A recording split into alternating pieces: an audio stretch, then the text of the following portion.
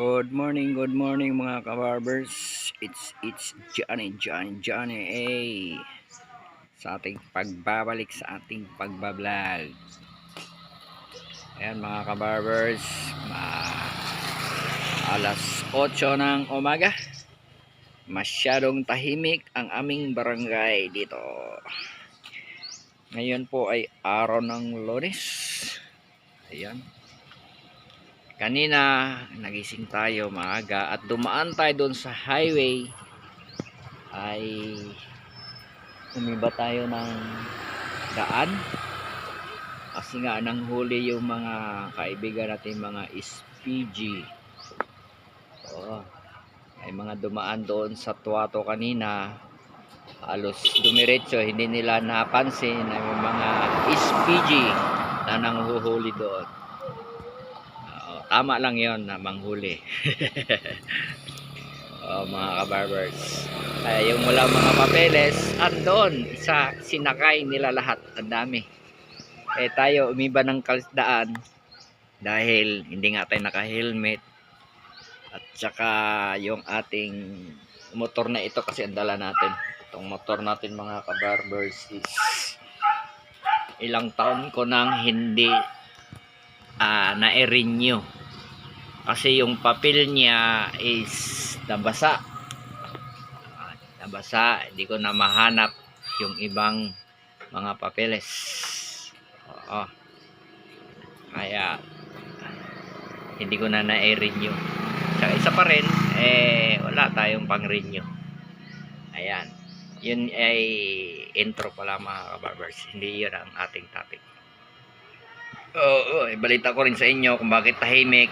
Dahil nga nabalitaan nyo siguro yung inambus yung mga idol nating mga kapulisan doon sa Sharik Agwak, Maguindanao. Kaya tayo ay nasa Maguindanao.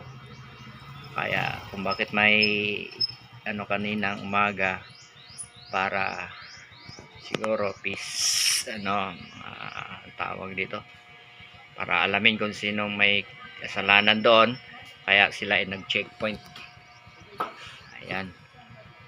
Kaya sana mahuli yung sino man yung gumawa ng hindi maganda doon sa ating mga kapulisan.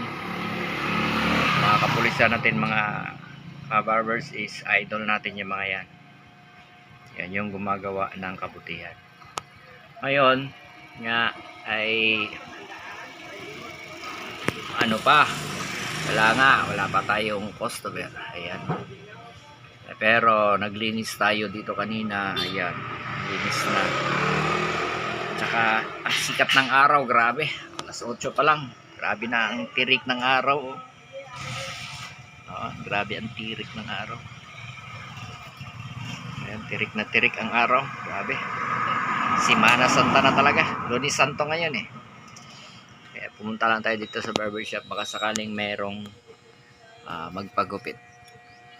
Kaya sana panalangin natin na merong pupunta hanggang mamayang gabi. Yan mga kabarbers. Ayan mga kabarbers, alas 12 na ng tanghali. Wala pa rin tayong naging buhay naman, pero tiyaga-tiyaga lang tayo mga kabarbers. Ginawa ko is nag-charge na lang ako ng aking mga gamit. Ito, nag-charge ko para free din lang mamaya. Ang isa pa yung iba. Bumili na tayo ng tubig, grabe. Sobrang tirik ng araw talaga. Kanina yung first video dun, yung karugtong nito, alas 8 kanina yun. Bumili agad tayo ng tubig na mineral, grabe tirik ng araw. Ayun, anong oras na? Alas 12 na. Wala pa tayong customer. Inom na lang tayo ng tubig.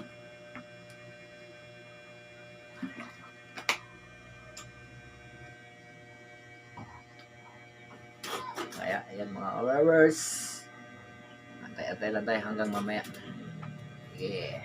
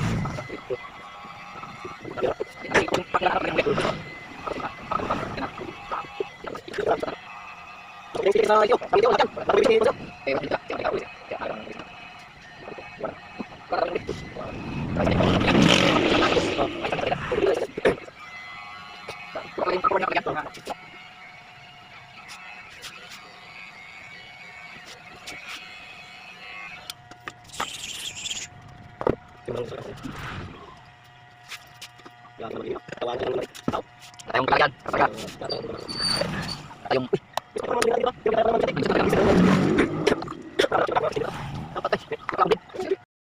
Apekado talaga negosyante kung mas mataas yung sinakyan ng sinibusyante ang bira. sinakyan nila. Tingnan mo ha, bakit ang Singapore, ang Japan, China, bakit steady lang? Dito naman sa Pilipinas. Oo, bakit steady lang? Ay, kung presidente rin natin ng aksyon. Gago talaga.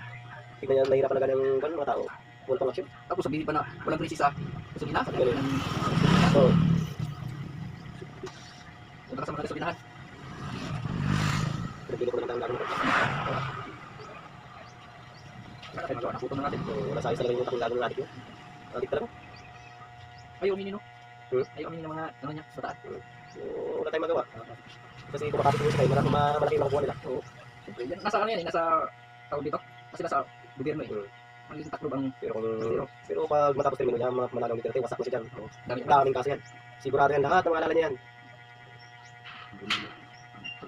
Yung sigaw, walang nagani dito. Alam na. Yung kapatid na rin mo dyan, nasa DOJ at saka sa DILG. Oh, yan. Mga kapit ko. Wasak din yan sila. Patong-patong yung aso. Yung si Romaldes, wasak din yun. Ano ba, di ba? Wala na. Tapos yung sigaw, wala na. Nandun na sa... Tinatago ng magkapatid na rin mo dyan. Pinatago niya. Kasi nasa kapangyarihan pa sila. Kaya habang maga, taguin mo na. Wala na dito sa Pilipinas. Noon nakikita ko sa mga balita ngayon, wala na.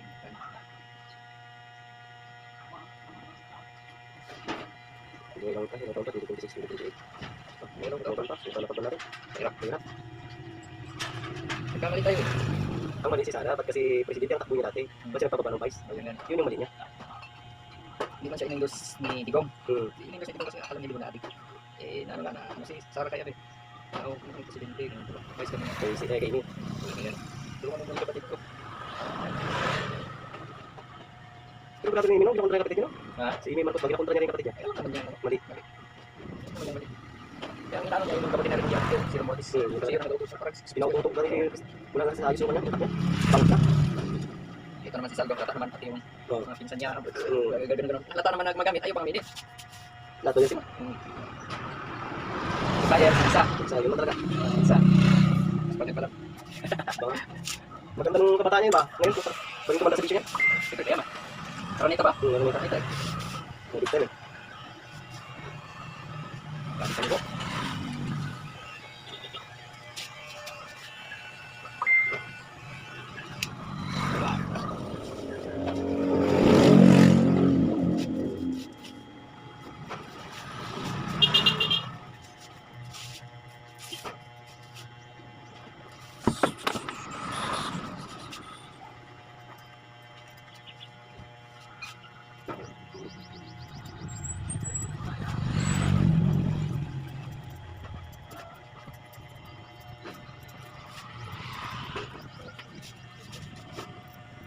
Tingnan sa taas.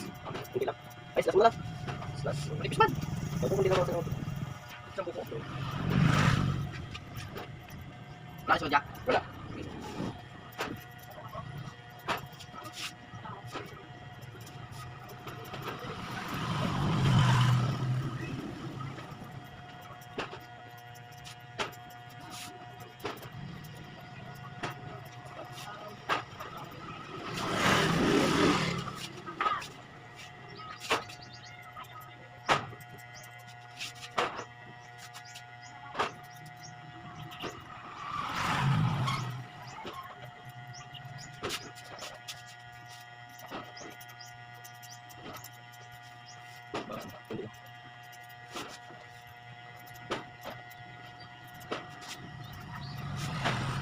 Yung tulog, padaanan mo na tulog.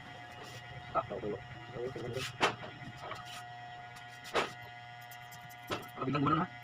Ito, hindi dito doon sa loob.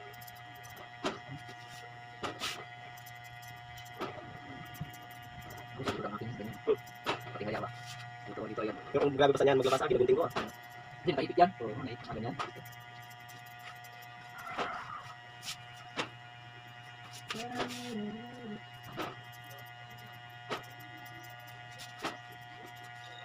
Lagi ka rito siguro. Dito lang makaiga. Yung ganun.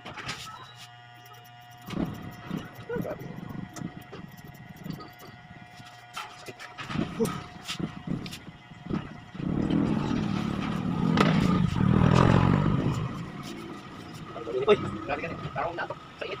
lalo na ko yung sa dito. Kaya ganyan, nagpapalabas. Hindi ka pag walang nagawa. Okay, sa mainit. Kung nagkaroon ka, may